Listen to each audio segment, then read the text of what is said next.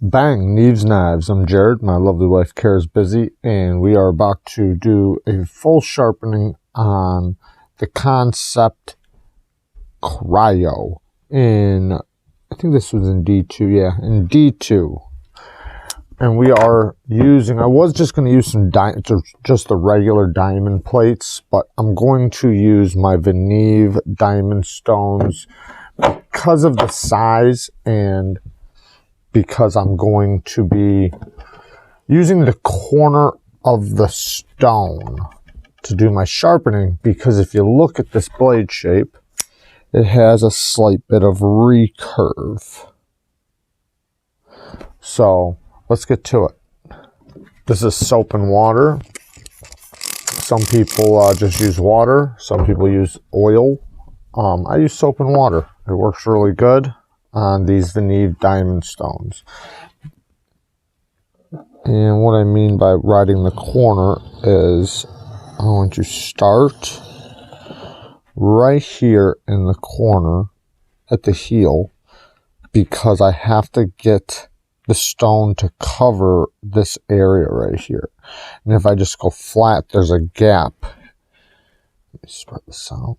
If I just went like this and went across the stone, there's a gap right there. It's not hitting. So it's hitting here and here, but not here. So I need this corner to hit that spot.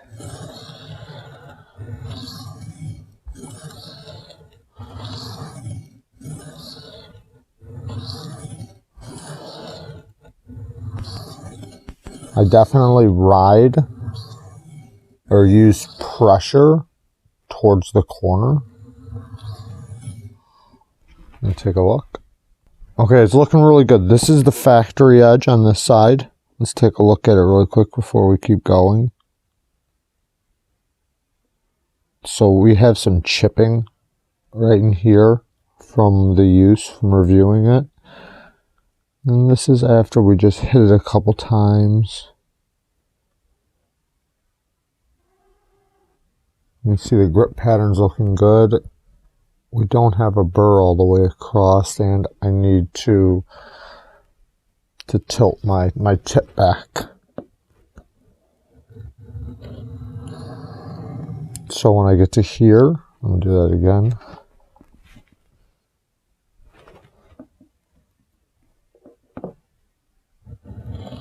So when I get to here, I'm going to roll my tip back so that we can hit that back portion and see if we start getting it.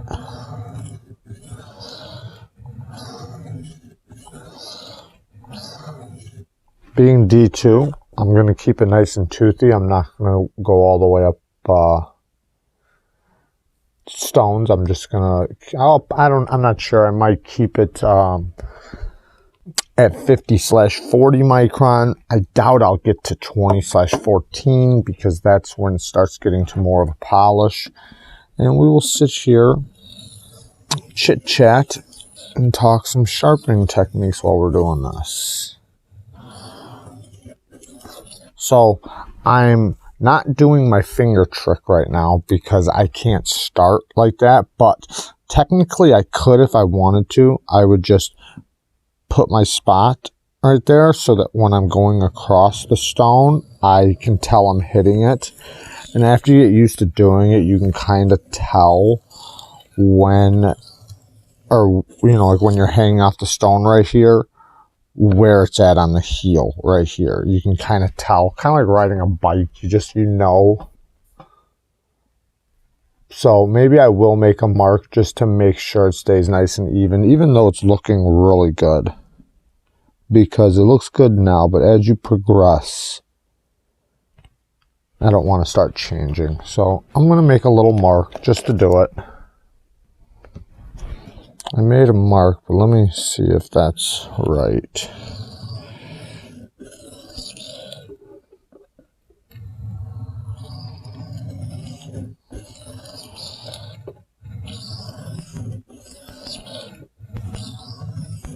I feel like my angle went up a little bit. Maybe a little bit, not too bad. I don't want to change the angle too much on this. It actually cuts pretty good. So I'm going to move this camera so you guys can see a little bit more.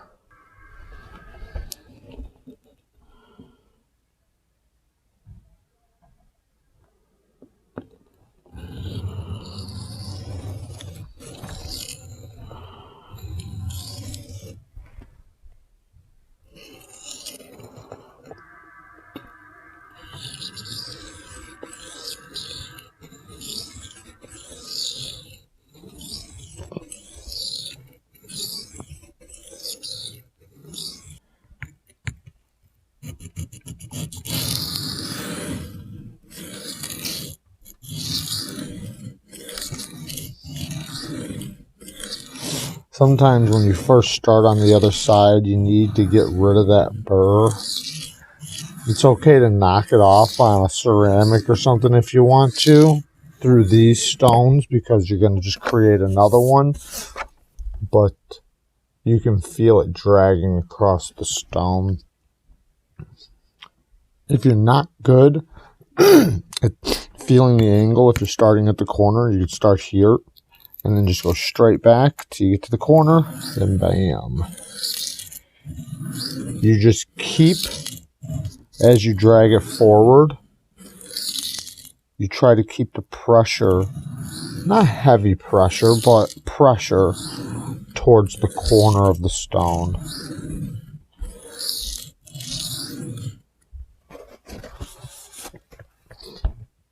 And get used to stopping and looking at it. You'll get better at placing it back the more you do it. And also paying attention to the way you had it on the stone and how you moved it across. The more you do it, because you'll realize, oh man, I should have paid attention to that. Or I wish I remembered how I put the corner of this on there. You'll start remembering and start making sure you jot it down in your memory before you pick it up. Or as soon as you put it down. Okay, so everything looks good. I do have a burr all the way up and down, but I'm not hitting the back of the bevel at the tip. So we're going to hit that right now.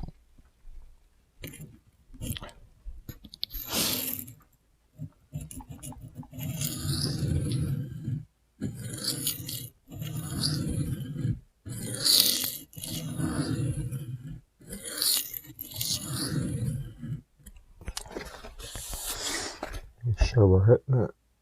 Yeah, we need a little bit more though.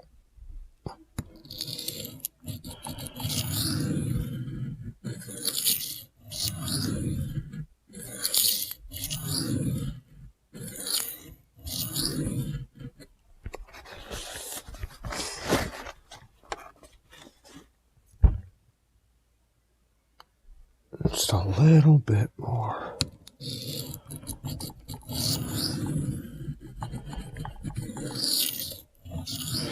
And I am sharpening forward and backwards, not just on the push. I'm doing both. I'm just going lighter on the backwards stroke. So I'm pushing a little bit harder this way, and I'm going a little bit lighter on the backwards. But you want to make sure you try to keep that consistent. And if you do use lighter or stronger pressure, that you don't change your angle. Okay, let's switch sides now.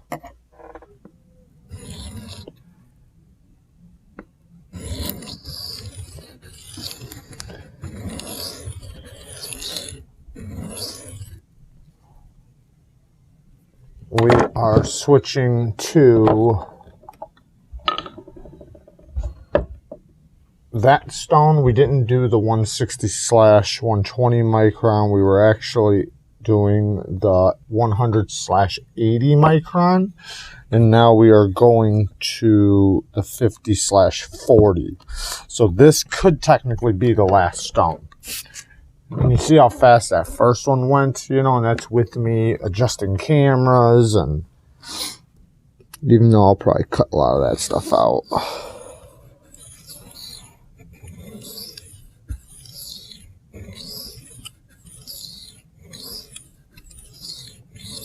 But Never base your time that you're going to spend like based on what somebody else took. It's not the same thing, even if it's the same knife. Everything's always different. There's so many variables. How the edge was, the pressure you're pushing, how consistent you're holding an angle versus the angle. Our angles might be different. You know, an angle laid back is going to take longer than a higher angle. All right, I'm going to flip into the other side, but I'm possibly going to come back if I'm going to go to the next stone. Not sure yet.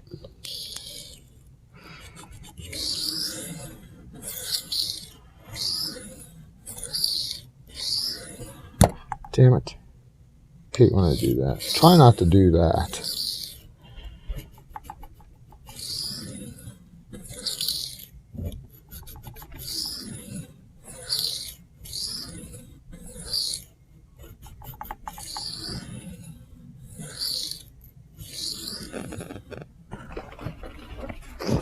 Let's look at it.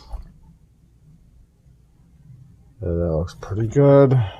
Alright. So I'm going to hit this side one more time and then we'll switch. And otherwise, we might come back to the stone if I don't like the way the grit feels. I think I will though. It's sharpening pretty good. But I won't go higher than the next grit because it's D2. And D2 does better with a toothy finish, or at least a low to medium grit. I've had it do good on high grits, but not very often. I mean, it'll take a polish, it'll look good, but it just doesn't, it doesn't keep the bite that you want. Oh man, this one's dirty. I gotta clean this really quick, guys. Give me 1 second. Normally, I would scratch it up with my one stone right here, like this.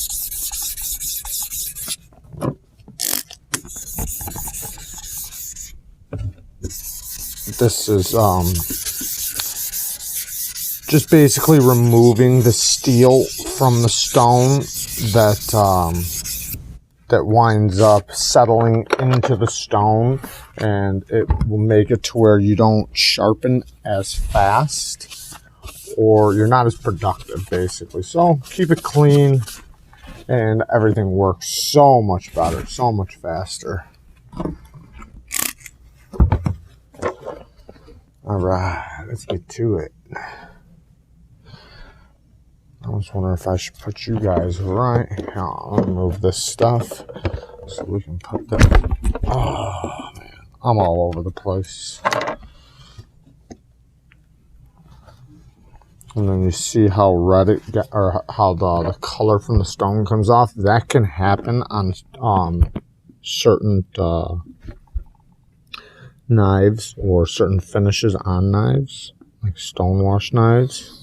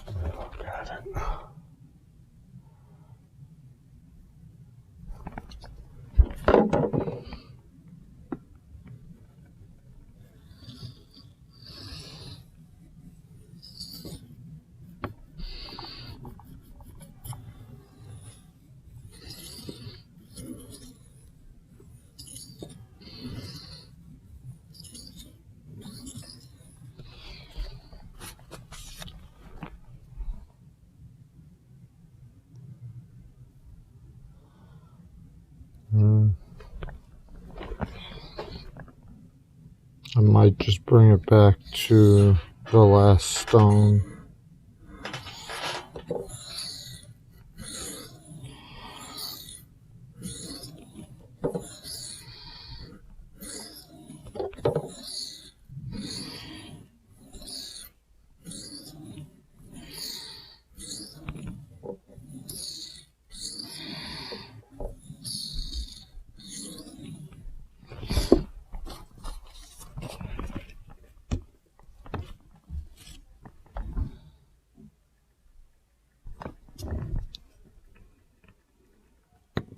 It's not easy trying to hold this angle with my arms wrapped around a camera and a tripod.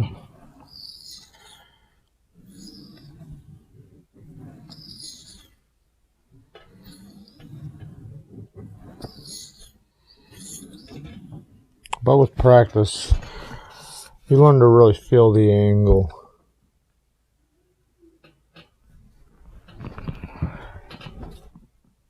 Yeah, I think I might.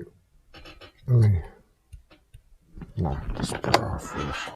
Okay, so now we have the burr on the other side. We are going to knock this burr off.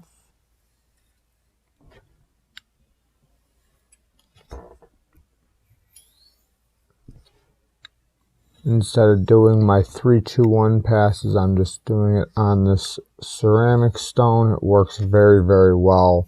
I'm doing extremely, extremely light passes. Just enough for the edge to touch the ceramic. Let's check it.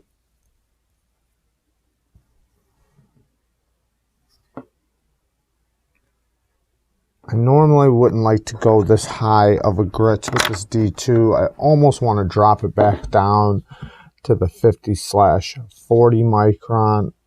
And now I'm writing this corner of the strap.